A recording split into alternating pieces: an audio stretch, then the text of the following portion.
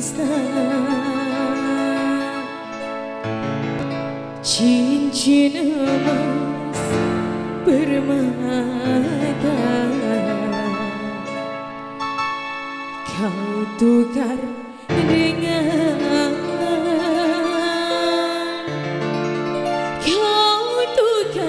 dengan diriku.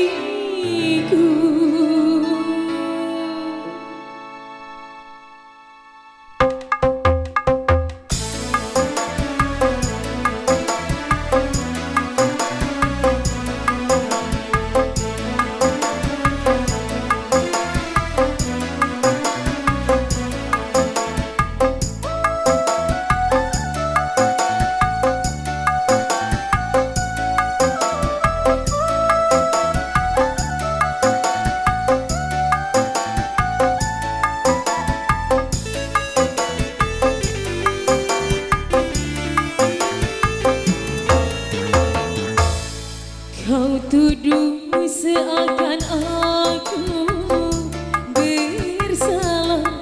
Demi Tuhan, cinta untukmu saja.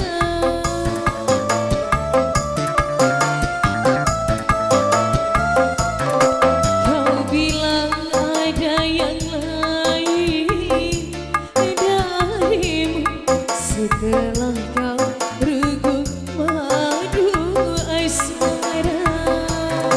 Kejamnya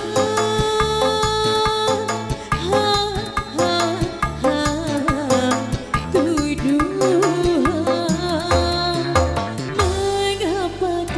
Mengapa lidahmu berubah jadi bercabang dua? Cincin emas dan permata darimu hanya sebagai penukar diriku.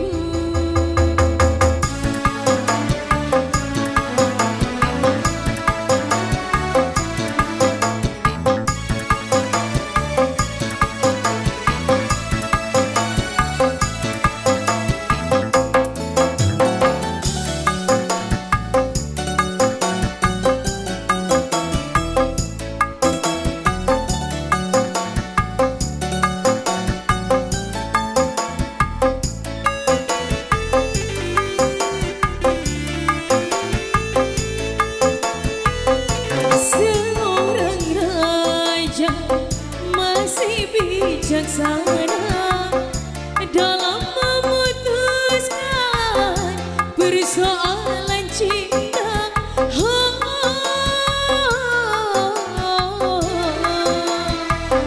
Sebagai lelaki, apa alasanmu kalau cuma untuk mendapatkan diriku?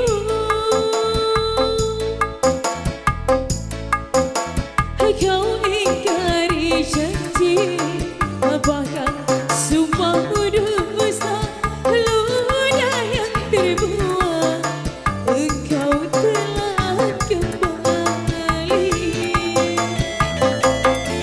Cincin emas dan permata darimu hanya sebagai penukar diriku.